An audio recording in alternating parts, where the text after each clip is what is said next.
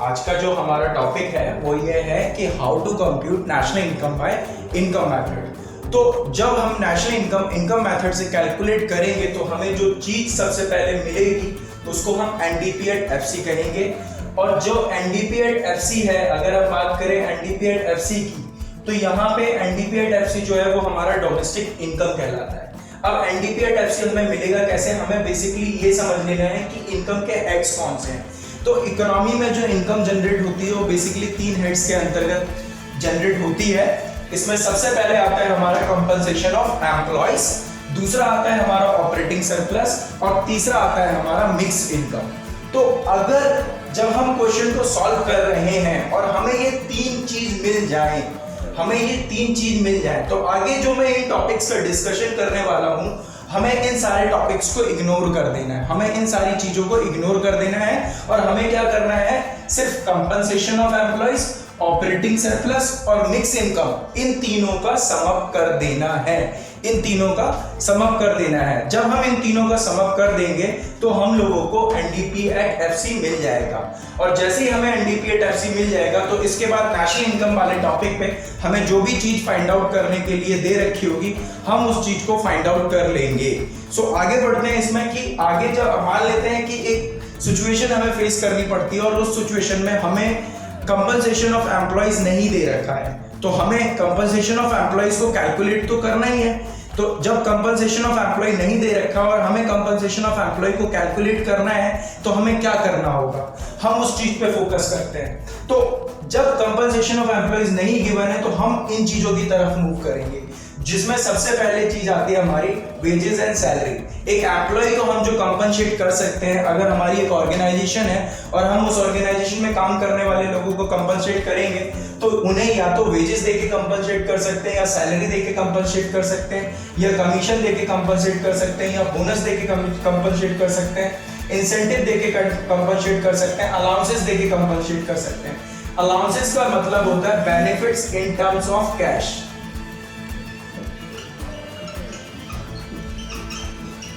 और परक्विजिट्स का मतलब होता है benefits in terms of kind.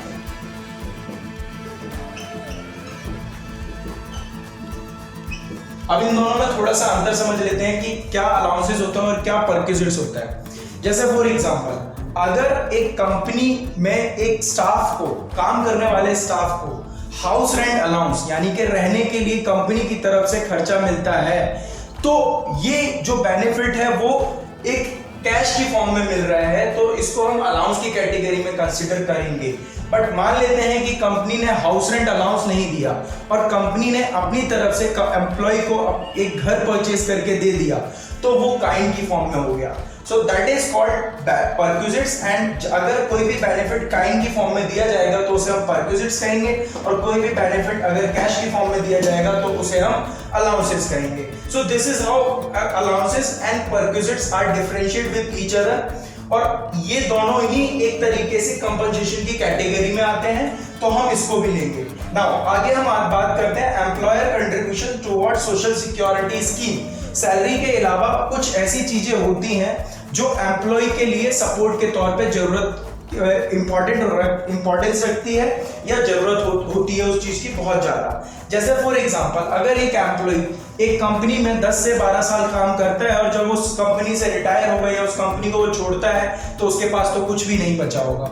तो ऐसी सिचुएशन में कंपनी क्या करती है, कंपनी के जो ऑनर होते हैं, कंपनी के ऑनर क्या करते हैं, एक बेसिक सा काम करते हैं कि एम्प्लॉय की सैलरी से कुछ पैसा डिडक्ट करते हैं और कुछ अपनी तरफ से कंट्रीब्यूट करते हैं और उसके प्रोविडेंट फंड अकाउंट में डिपॉजिट करते हैं। सो दैट मींस यहाँ पे हम क्या करेंगे, जो कंपनी के मालिक ने अपनी तरफ से कंट्रीब्यूट किया है उस एम्प्लॉय के प्रोविडेंट फंड अकाउंट में, वो हमारा employer contribution towards social security scheme की कैटेगरी के अंदर आएगा।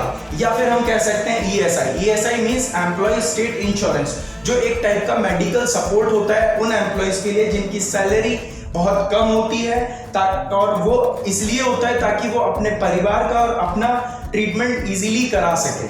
सो इसलिए जो अब हम इसमें एक बेसिक सी बात जो हमें ध्यान में रखनी है वो बस इतनी सी बात ध्यान में रखनी है कि जब हम नेशनल इनकम को कैलकुलेट कर रहे होंगे और यहाँ पे एम्प्लॉयर कंट्रीब्यूशन और एम्प्लॉय कंट्रीब्यूशन दोनों चीजें दे रखी होंगी, तो हम सिर्फ एम्प्लॉयर कंट्रीब्यूशन यहाँ पर लेंगे और एम्प्लॉय कंट्रीब्यूशन को हम लोग इग्नोर करेंगे। सो जैसे ही हम इन सारी चीजों को, इनमें से जो जो चीजें दे रखी होंगी, इन सारी चीजों को ऐड करेंगे तो हमें एक हेड मिल जाएगा जो कि है कंपनसेशन ऑफ एम्प्लॉयज। अच्छा, अगेन आई एम रिपीटिंग, इस बात का ध्यान रखिएगा कि जब कंपनसेशन ऑफ एम्प्लॉयज भी दे रखा है और ये वाले पॉइंट्स भी दे रखे हैं, तो हमें इन सारे पॉइंट्स को इग्नोर कर देना है, सिर्फ कंपनसेशन ऑफ एम्प्लॉयज को ही कंसीडर करना है, बाकी चीजों को इग्नोर कर देना है। बट अगर ये नहीं दे रखा है, कंपनसेशन ऑफ एम्प्लॉयज नहीं दे रखा है, तो हम इन सारे पॉइंट्स को कंसीडर करेंगे और इनमें से जो जो चीजें दे रखी होंगी उनको सम अप करेंगे तो हमें कंपनसेशन ऑफ एम्प्लॉयज मिल जाएगा।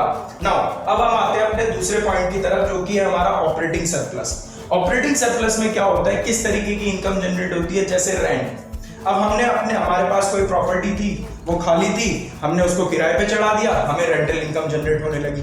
सो जो रेंटल इनकम हमें जनरेट होने लगी है, that comes under operating surplus. Second, हम बात करते हैं इंटरेस्ट की। तो इंटरेस्ट जो होता है वो भी एक तरीके से हमने क्या किया, हमने किसी को एक बार ब्याज पे पैसा दिया और जब तक वो पैसा उस इंसान के पास है तब तक हमारा इंटरेस्ट कैलकुलेट होता रहता है और हमें इंटरेस्ट के तौर पे इनकम जनरेट होती रहती है। Third one is royalty. Royalty एक, जैसे फॉर एग्जांपल रॉयल्टी को एक तरीके, एक एग्जांपल से हम लोग समझ लेते हैं। मान लेते हैं मैंने एक बुक लिखी। अब जब बुक लिखी तो उस बुक का पेटेंट जो है वो मैंने अपने नाम पे करा लिया। जब मैंने वो बुक लिखी तो उस बुक का पेटेंट मैंने अपने नाम पे करा लिया और एक पब्लिशर को मैंने बुक पब्लिश करने के लिए दी। तो इस बुक की जितनी भी कॉपी सेल होगी तो उसका पेटेंट का जो पैसा है वो मेरे पास भी आएगा और वो जो इनकम जनरेट होगी दैट इज कॉल्ड रॉयल्टी। उसको हम क्या बोलेंगे, रॉयल्टी बोलेंगे। And next one is profit. अब प्रॉफिट जो होता है, जहां हमने किसी कंपनी में पैसा लगाया है या हमने बिजनेस किया, उस बिजनेस में जो हमें पैसा प्रॉफिट जनरेट होता है दैट इज कॉल्ड प्रॉफिट। उस बिजनेस से हमें जो लाभ मिलता है उसको हम प्रॉफिट बोलते हैं। अब होता क्या है कि जैसे ऑपरेटिंग सरप्लस के सब हेड ये 4 पॉइंट है, रेंट, इंटरेस्ट, रॉयल्टी और प्रॉफिट, ये 4 पॉइंट है ऑपरेटिंग सरप्लस के सब हेड। ऐसे ही प्रॉफिट का भी एक सब हेड कैटेगरी है। जैसे प्रॉफिट जो होता है वो क्या होता है, corporate tax plus corporate saving. अब जो कॉर्पोरेट सेविंग है इसका दूसरा नाम भी होता है अनडिस्ट्रीब्यूटेड प्रॉफिट के नाम से भी जाना जाता है कॉर्पोरेट सेविंग। तो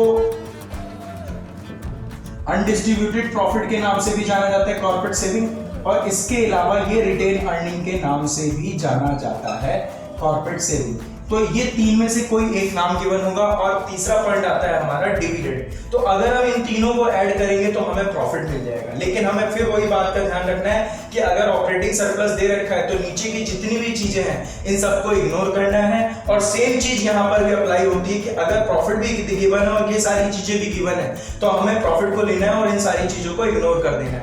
बट इन केस अगर प्रॉफिट नहीं गिवन है तो हम 1, 2 और 3 इन तीनों आइटम्स को ऐड करेंगे, जो हमें दे रखे होंगे उन्हीं को हम ऐड करेंगे तो हमें प्रॉफिट मिलेगा। प्रॉफिट में हम रॉयल्टी, इंटरेस्ट और रेंट, इनमें से जो चीजें दे रखी होंगी उन सबको ऐड करेंगे तो हमें ऑपरेटिंग सरप्लस मिल जाएगा। And last one is mix income from self employed. इसकी कोई सब हेड कैटेगरी नहीं है और ये simple mix income from self employed के नाम से ही जाना जाता है। अब हमें एक थोड़ा सा इस चीज को अंडरस्टैंड करना है कि हम कैसे एनालाइज करेंगे, कैसे बताएंगे या कैसे हम समझेंगे कि ये कौन सी इनकम कौन से हेड के अंदर जानी है। तो आप बेसिक सी चीज समझ लीजिए कि आप जब अपने एम्प्लॉयज को कंपनसेट करेंगे तो आप अपने एम्प्लॉय को कंपनसेट क्यों करेंगे। सवाल ये उठता है कि आप अपने एम्प्लॉय को कंपनसेट क्यों करेंगे। तो हम अपने एम्प्लॉय को कंपनसेट इसलिए करेंगे क्योंकि वो इंसान जो हमारी ऑर्गेनाइजेशन में आके काम कर रहा है वो अपनी जिंदगी के 8 से 10 घंटे हमारी कंपनी को दे रहा है और उसमें वो जो भी एफर्ट लगा रहा है वो हमारी ऑर्गेनाइजेशन के लिए प्रॉफिटेबल है। उसके जो भी एफर्ट्स हैं वो हमारे ऑर्गेनाइजेशन के लिए प्रॉफिटेबल है। तो ऐसी सिचुएशन में हम उस इंसान को ये इस फॉर्म में इनकम जनरेट करके देते हैं जिसको हम कंपनसेशन ऑफ एम्प्लॉयज कहते हैं। इसको आप शॉर्ट फॉर्म में COE के नाम से भी याद रख सकते हैं। Next, operating surplus. अब अगर हम ऑपरेटिंग सरप्लस की इनकम की बात करें तो इसमें एक बहुत अच्छी पहचान है कि यहाँ पर आदमी काम पे नहीं जाता। लेकिन फिर भी यहाँ पर इंसान की इनकम जनरेट होती है। जैसे फॉर एग्जांपल एक इंसान ने अपना घर बनाया, घर बना के उसको रेंट पे चढ़ा दिया, मेहनत एक बार, घर पे रेंट चढ़ा, मतलब रेंट की इनकम आनी चालू हुई और वो इनकम आती रहेगी जब तक उसने उस घर को रेंट पे चढ़ा रखा है। ऐसे ही हमने किसी को मार्केट में पैसा बोरो कर दिया, उधार दिया, जब हमने मार्केट में पैसा उधार दिया तो उसके अगेंस्ट हम इंटरेस्ट इनकम जनरेट कर रहे हैं, तो एक ही बार तो उस पैसे को इकट्ठा करने के लिए हमें एक ही बार मेहनत करनी पड़ी, उसके बाद जब तक वो पैसा वहां पे है हमें इंटरेस्ट इनकम जनरेट होती है, रॉयल्टी। किसी भी किताब, एक एग्जांपल ले लेते हैं, मान लेते हैं कि एक बुक है, जैसे राइटर्स हैं हमारे, बहुत सारे राइटर्स हैं जो बुक्स लिखते हैं, और जो बुक लिखते हैं तो वो क्या करते हैं, उन्होंने किताब तो एक बार लिखी, लेकिन उस किताब की जितनी एडिशन सेल होती है वहां से उनको रॉयल्टी इनकम जनरेट होती है, तो मेहनत एक ही बार करेगी। And last one is profit. आपने अगर किसी कंपनी के शेयर्स में भी इन्वेस्ट करा है तो वहां से जो आपको प्रॉफिट मिलेगा डिविडेंड के तौर पे, तो आपने इन्वेस्टमेंट तो एक ही बार करा है लेकिन प्रॉफिट आपको रेगुलर इंटरवल पे मिलता रहेगा। तो यहाँ पर हम काम नहीं करते लेकिन हमें इनकम फिर भी जनरेट होती है, इसीलिए ये जो इस तरीके की इनकम जो है वो ऑपरेटिंग सरप्लस की कैटेगरी के अंदर आती है। And finally mix income from self employed. इसको अगर हमें समझना है तो एक एग्जांपल लेके समझते हैं। मान लेते हैं एक क्लिनिक है, उसमें जो डॉक्टर है उस क्लिनिक को चलाने का काम भी वही डॉक्टर करता है और उस क्लिनिक में इन्वेस्टमेंट भी उसी का होता है। तो that is why it's comes under the mix income from self employed. या एक दुकानदार का एग्जांपल ले लेते हैं, उस दुकान में जो इन्वेस्टमेंट होता है वो उसी दुकानदार का होता है, दुकान में इन्वेस्टमेंट, और काम करने वाला भी वही दुकानदार होता है। That comes under the mix income from self employed category. तो अब हमें कुछ नहीं करना होता, हम इन सारी चीजों को अच्छे से अंडरस्टैंड कर चुके हैं, हमें कुछ नहीं करना है, सिर्फ इन चीजों को ऐड करना है, और जब हम इन चीजों को ऐड कर लेंगे तो हमें मिक्स इनकम, डोमेस्टिक इनकम मिल जाएगी। और जब डोमेस्टिक इनकम मिल जाएगी यानी कि एनडीपीएट मिल जाएगा, और जब एनडीपीएट मिल जाएगा तो दैट इज व्हाट कि नेशनल इनकम कैलकुलेट करना हमारे लिए आसान हो जाएगा। मान लेते हैं कि अब हमें एनडीपीएट मिल गया है और हमसे पूछा गया है कि नेशनल इनकम कैलकुलेट करो, तो नेशनल इनकम का मतलब होता है एनएनपी@एफसी। नेशनल इनकम का मतलब होता है एनएनपी@एफसी, और हमारे पास क्या है, हमारे पास एनडीपी@एफसी है। एन से एन हमें कुछ करने की जरूरत नहीं है, जब हम डी से एन पे जाएंगे तो प्लस एनएफआईए को ऐड करेंगे, और एफसी से एफसी हमें कुछ करने की जरूरत नहीं है। फाइनली ये फॉर्मूला बन के तैयार हो जाएगा जिससे हमें नेशनल इनकम मिल जाएगी। तो आप लोगों को ये पसंद आई होगी इन्फॉर्मेशन जो मैंने आप लोगों के साथ शेयर करी है। अगर आपको ये इन्फॉर्मेशन पसंद आई है तो वीडियो को लाइक कीजिए, चैनल को सब्सक्राइब कीजिए और इसको ज़्यादा से ज़्यादा शेयर कीजिए ताकि ये इन्फॉर्मेशन ज़्यादा से ज़्यादा बच्चों तक पहुंच सके। Thank you.